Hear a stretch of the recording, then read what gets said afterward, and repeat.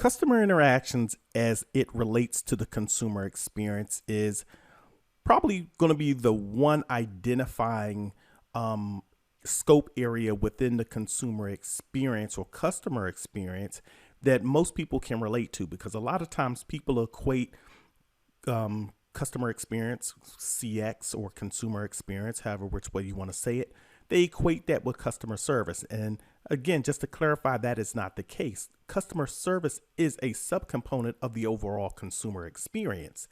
That's what it is. But the consumer experience relies a lot more on everything. It's kind of the holistic process from end to end, from the time that one engages with an organization to the time that the engagement is finished, the purchase is made, and they've gone away. Whereas customer service is just really one of the supporting roles. It's kind of the interactions, which we're going to talk about now, between your organization and that customer, that prospective customer. And interactions can take place in many different forms. It can be direct contact with the customer, or it can be direct contact with the organization. And that contact can come in various forms. It can come in the form of contact with your brick and mortar establishment, if you have one. It can be direct contact with a sales rep, or it can be contact with an individual online. Maybe it's you just have a website, and most times, I don't know if people have experienced this. If you go to a website, sometimes some organizations, they're very good. They have good proactive interaction, and they make their websites very interactive. It'll be a pop-up as soon as you go to their website, or as you're on the website for maybe 2 or 3 minutes, a pop-up will appear, and it'll say, "Hi, my name is so-and-so. Can I assist you?" Or you can. There's an option for you to chat with someone directly online to get that support. And that's just the way the business is set up. The business may be set up where either they don't have a brick and mortar establishment and they do things exclusively online, or maybe they offer that as additional support for their customers, but they do have that interaction where you can interact online. And so we've gone through those. So there's many different forms of interactions that we can talk about. So like I said, interaction can be virtual, or it can be directly human to human contact. This is how a typical interaction model, or what a lot of people are used to seeing when we're talking about interaction. This is kind of this process flow here is a depiction of an interaction between a customer and a vendor. And this model really outlines the steps that are normally present in a customer-client engagement process. Typically, you'll have a customer, once they have a need and there's a trigger that goes off, a customer will engage in a vendor space, and that vendor space can be physical, where they're physically going to the store, or it can be virtual. When the customer goes into the store, there is a greeting. Someone greets them, either just says hello, or welcome to the store, or even on the website, there could be a splash page that gives that greeting. Then there's an offer for assistance, possibly. And from that offer of assistance could come 3 different avenues. One could just say, I'm just browsing. One could be returning a product, or one could be coming there to complain about a previous service or previous purchase. Those 3 scenarios can definitely happen. And from those basic scenarios, you're going to have 3 different paths. So first, let's just approach the browsing path, the browsing scenario. Once that happens, the either the store sales rep or your online rep can request assistance, or the customer can request assistance. That's optional. They can enter the checkout queue. They can just, grab the item that they want and get into the line, and they can complete their purchase, and everything's done. So I've kind of highlighted these boxes in red because a lot of times when people are browsing, the customer experience, as we've said before, and specifically talking about interactions, or what people are used to talking about as customer service, but those interactions can be proactive or reactive. Proactive means that your organization is taking an upfront stance to say, we're going to assist we're not going to wait for the customer to ask for assistance. We're going to ask them, do they need assistance? And then if they don't need assistance, if they don't want us around, then we'll go away and we'll come back when they need us, and then we'll react, right? So that's why these boxes aren't kind of in red. And then similarly, when we're talking about whether an individual is returning a product or issuing a complaint, typically your organization will either troubleshoot the issue, find out what's wrong if they're trying to return a product, because sometimes maybe it's your organization with that interaction can provide further support assistance, i.e. customer service, and rectify the situation. And then the person could be like, oh, okay, well, the product isn't defective, or maybe I don't need to return it, or maybe I can just do an exchange. And then you can also, if this issue still needs to be troubleshooted, then your organization would probably identify, well, why are you returning it, or what's the problem? And then you would determine whether, how you're going to remedy the problem, whether you're going to issue a refund, fix the item, give a store discount, or so forth. And that's also kind of going to be based on your business rules. So that's kind of what your typical interaction would be. And again, a lot of times organizations, you can be proactive or you can be reactive. If you're constantly in a reactive state, you're probably not going to have good customer ratings or high customer service, because if you're always reacting, then that means that your customer always has to get you to do something. So sometimes you have to find that balance of, we need to have some proactive measures and some reactive measures. And we'll talk about that in a minute. So just talk about first focusing on proactive. So interactions is both a proactive and reactive measure to the customer experience process, as we said before. With proactive measures, the vendor is creating or controlling the situation by causing something to happen rather than responding to it. Again, example, customer walks in the store. We're not going to wait for the customer to ask for help. We're going to welcome the customer to the store. That's number one. And then we're also going to ask the customer if there's something that they need help with. That's being proactive. Similarly, if you're on a website, you can design your website to have various proactive measures built in. Again, I gave the one example where maybe your website has a pop-up that says, chat with us now. So if a customer does need help, they know that they can go to they can click on a particular button, and you can make it more intuitive that is how they can get assistance via your website. And then also some proactive measures too are just keeping your store well organized, keeping your store looking very nice, having the appearance of the store nice, having the appearance of the store or the appearance of your website nice, not having your website cluttered, making things intuitive, especially when you're online. When you're in a store, it's great to have things intuitively laid out as well. A lot of times you go to stores, you have the women's stuff on one side, the men's stuff on another. You have a kids section, so you have the stuff well organized. It's intuitive where to find things, but you also want to do that for your website as well. Your stores, if you do have a stores, you can pretty much get away with not being as intuitive as a website, because with stores, they're usually manned by an individual. So a person can typically ask questions, but with a website definitely has to be intuitive for people to be able to use on their own and people to be able to figure out without having to guess what they're trying to do or having to search your website for things. So that's why we're saying being proactive as far as appearance, as far as layout, as far as intuitiveness is very important. And also as far as having those, making either your website or your brick and mortar stores interactive as possible with people, being willingness to offer their assistance or letting customers know where or how to find that assistance. And that's why we say that customer service, having that good proactive measure built in, it's a plus for any organization in order to achieve high customer experience ratings. Some supporting processes for these interactions as a proactive CX measure, because you want to additionally, again, we're talking about supporting the interaction process, because a lot of times when you do have interactions, we're talking again about customer service. You're talking about hospitality, right? those individuals have to be supported, because those are and I'm talking about the individuals within your organization who are the front line for those interactions.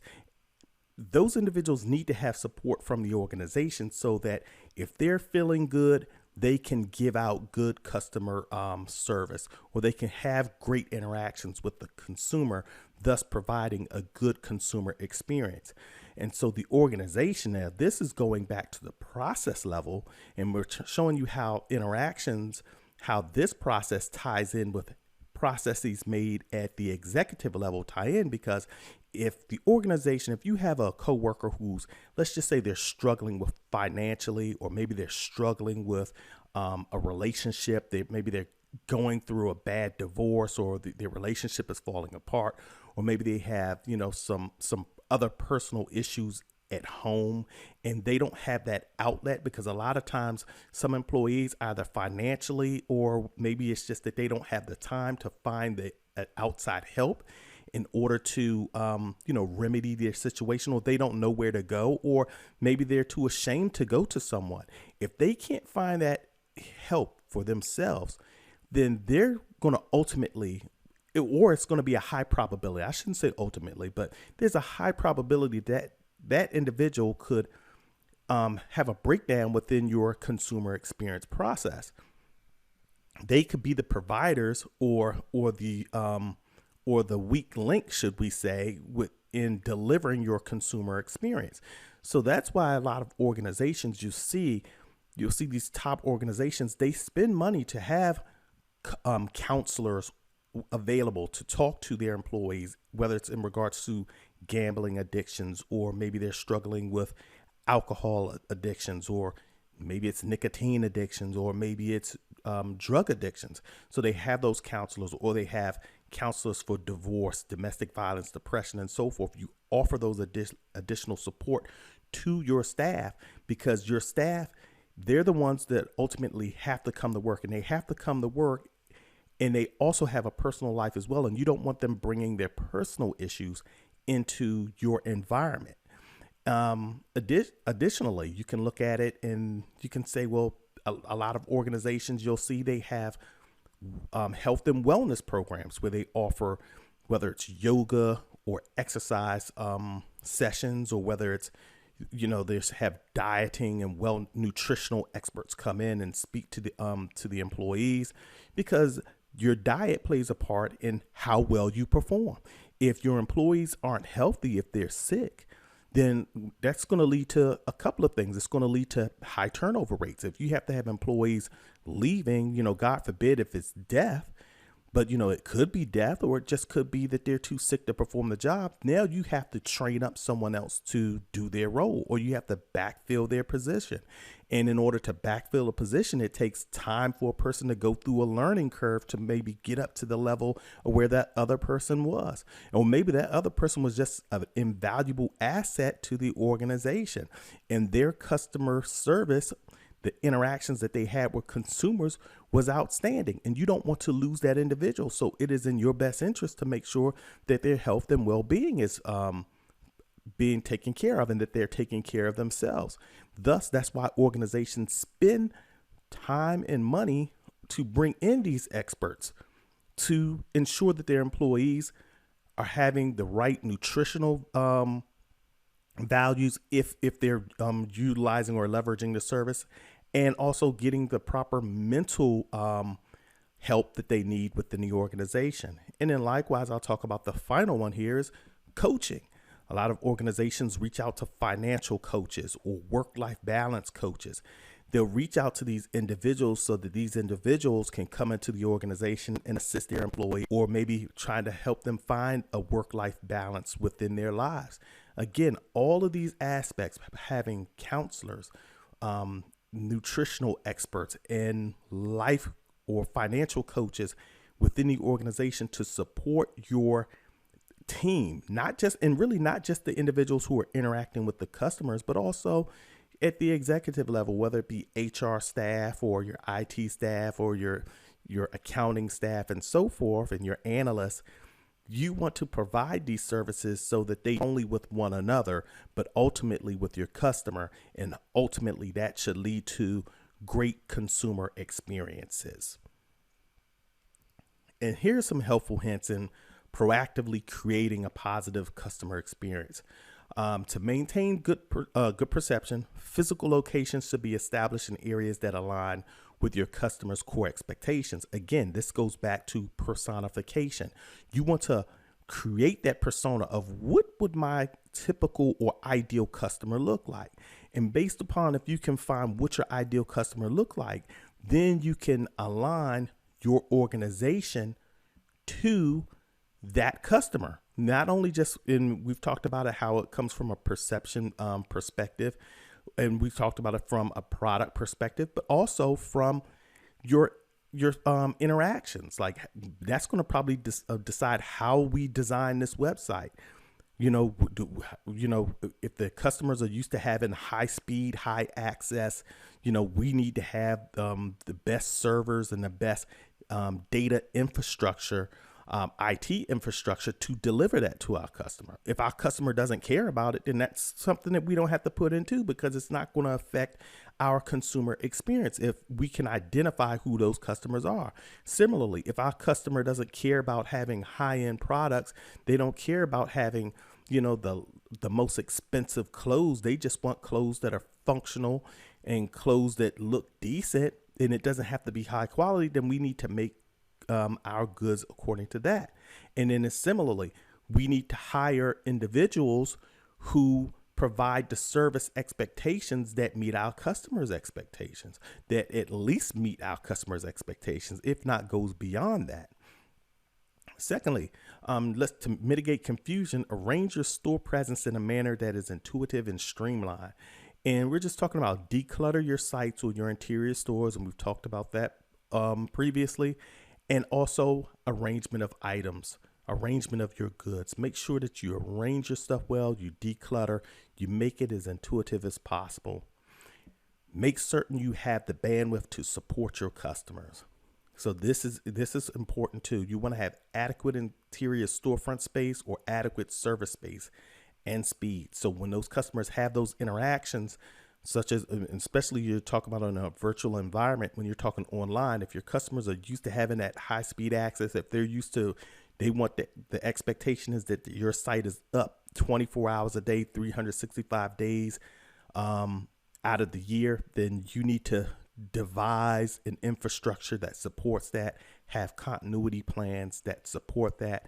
And these are all a part of your interactions, because your customer can't interact with you if your website is down. Similarly, if they expect your storefront hours to be a certain amount of hours, they expect those stores to be open during those times. So you want to ensure that your uptimes always align with your customers' expectations. Keep the lights on. And I think we've talked about this just now. Your URL should not intermittently expire or have under construction pages. Your storefront should not be out to lunch or closed due to infrastructure or logistical errors. You always want to plan and have backup plans. If something goes wrong, you need to have plans in place in order to support your customers. Hit or train staff whose virtues, values, skills, abilities, and knowledge meet your business standards. This is very important. I don't think that, I can probably read this one again, and I will. Hire or train staff whose virtues, values, skills, abilities, and knowledge meet your business standards. If you're not hiring the right people, the people that align with your values, your expectations, and the skill sets that you need, then your interactions, your customer service could probably take a hit. And I do say probably because sometimes you can gamble with an employee and you win, but you have to hire the right people, and that's why vetting is so important. Document your risk, issues, and resolutions as much as possible so that appropriate process, resource, product, and perception scope elements can be modernized as needed. Always assess your business plan and continually train your employees.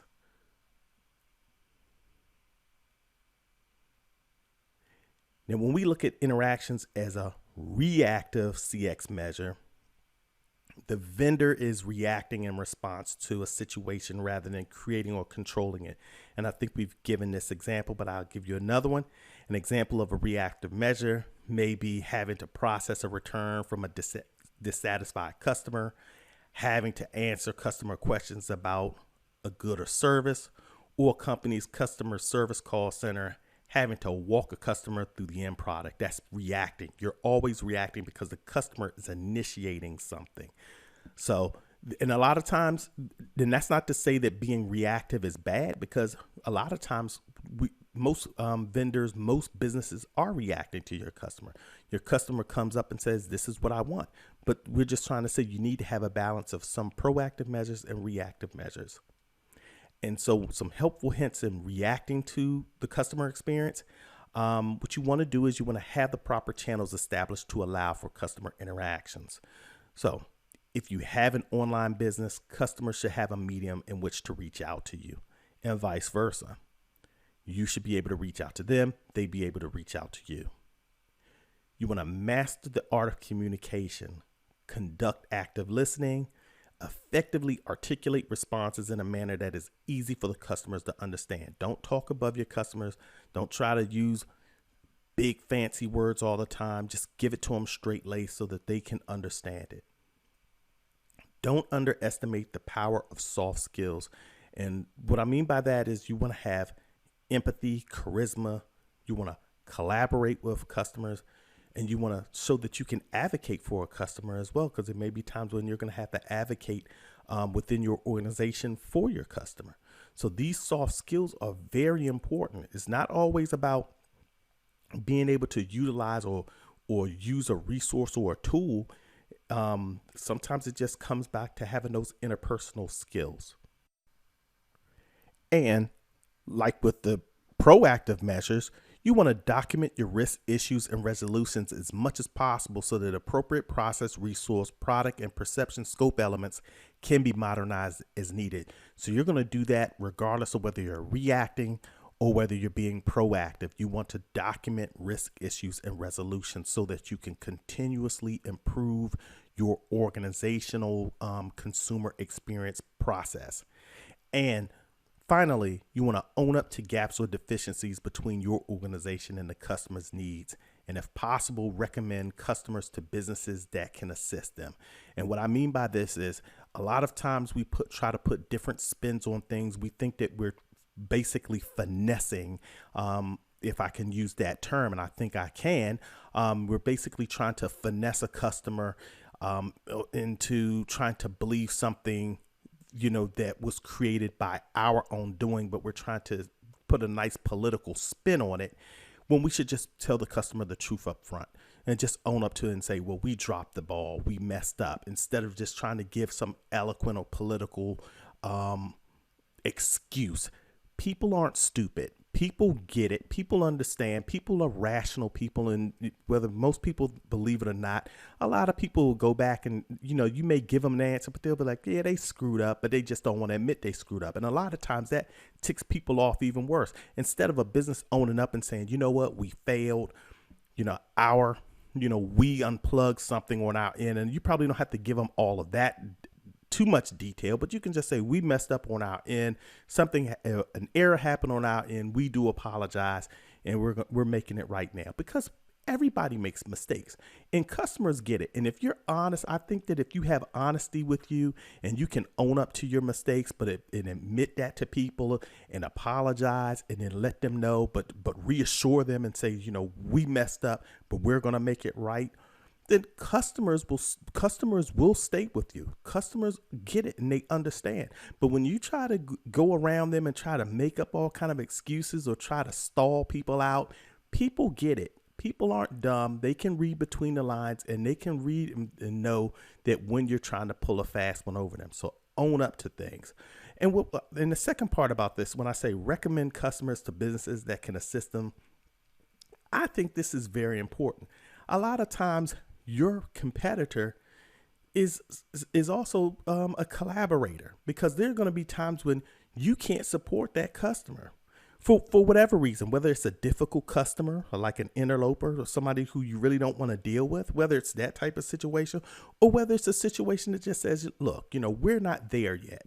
We don't have the expertise to do this. Let's just say you're a consulting firm and you're a small growing consulting firm, or maybe you're a big consulting firm and your customer say, hey, look, we'd like to implement, let's just say data analytics. Data analytics is big right now.